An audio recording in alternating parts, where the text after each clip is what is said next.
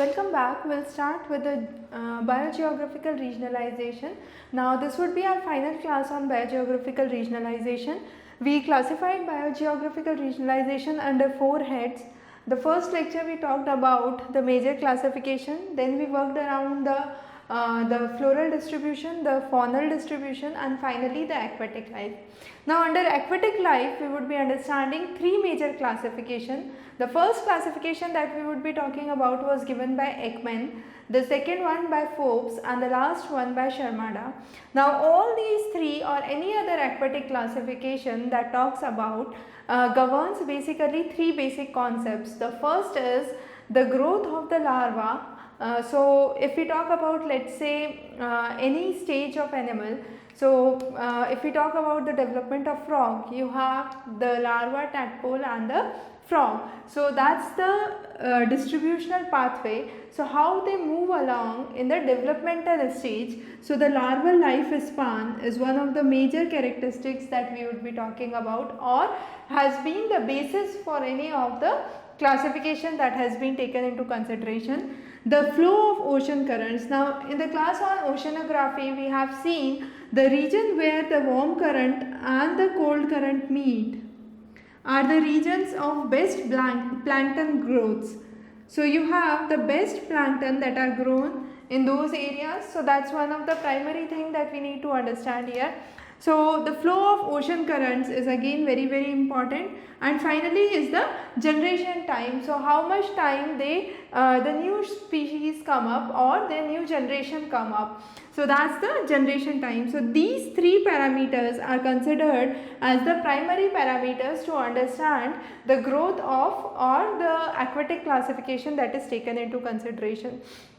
Now when we talk about the aquatic classification, the first classification was given by Stephen Ekman, and this classification was basically, Ekman was a mollusk and a fish specialist. He wrote the book known as Zoogeography of Seas in 1953, and in that book he tried to explain the aquatic fauna.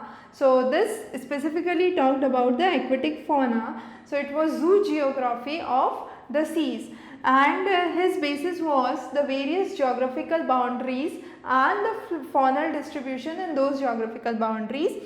So the main region that he took into account was the Indo-Pacific West. So all the area here was taken into account, and that was known as the Indo-Pacific West. Now the idea here was searching for the natural marine life region, and he said Pacific is the only area which is considered as a natural marine life region. Again he talked about the anti-tropical distribution. So anti-tropical distribution was wrapped under this classification. So these 2 are again the major basis for this Ekman's classification. The next classification was given by Forbes. Now Forbes classification focused on again fishes, mollusks and radiates. He talked about the Homozoic belts or the Homozoic zones. These are the zones of marine life, and under this classification he laid down the 9 Homozoic belts, and under these 9 Homozoic belts he laid down different 25 life provinces that exist. So he classified 25 life provinces under this, and his idea was resemblance by representation, not by identity. So all the resemblance that is present in a region can be done only by representation. Now let's understand how he laid forward this concept. So he tried to explain that fauna of a region, if there is any kind of physical situation that occurs there, bears a kind of resemblance with the fauna of the another region. So there is the physical resemblance that occurs, and that resemblance is only due to representation, not by the identity of the species. So that was the basic idea that Forbes laid down. Now Forbes gave 2 modifications, one in 1854 and another in 1856. The next was Sharmada's classification, and the last among these. Now Sharmada classification is again very important, because he said similarity of animals occur in similar geographical conditions, and therefore it is unrelated to the geopolitical regions that we talk about. Now this classification was laid down in 1853, one of the among the three, it's the oldest classification that we are talking about. Now he also explained that all the animal forms that exist are a result of the environment and the formation of the region.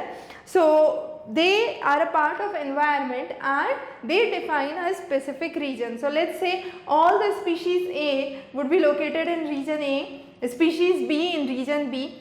So those regions are identified based on the species or the animals that are adoptable or live in that environment. First of all, now the next important thing Sharmana talked about was that the larger regions would have a kind of amalgamation of smaller regions.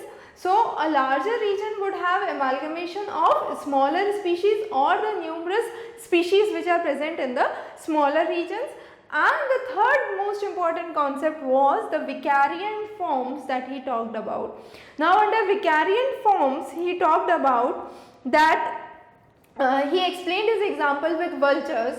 So he classified two set of vultures, the old world vultures and the new world vultures, and he said that both the vultures have similarity in the form in which they belong to, but they both are from different taxonomic group. Now why the taxonomic group are different for these two vultures, the new and the old vultures, despite the fact that they have similarities? Now the idea behind this was, previously let's talk about the continental drift theory, the Pangaea and the Penthalsia concept again. So what happened was, the whole of the landmass was one, and slowly and gradually this landmass drifted away to the present day continents, and when you had the present day continents that were formed, you had a species of vulture that was found here and another species of vulture that was found here. Both these species were similar in form, they belonged to, both of these were vultures itself, but they belong to the different taxonomic groups because they were diverted or separated due to the climate change processes that occurred through time. So this is where he tried to focus on the vicariant forms, and he was one of the pioneers who gave the idea of vicariant form, and this is one of the important concepts that's not covered in any other classification, hence is very important. So with this we cover all the major types of biogeographical regionalization which are famous and important. So we would be covering more topics on geography. In the next lecture we would be talking about the various theories of cave formation, which are again very important. We have already covered the crust topography and under the geomorphological processes, but the section on theories of cave formation, how caves were formed, is very important, and we would be covering those in the upcoming lectures. So stay tuned, and for any doubts leave those as comment below the video. Have a good day.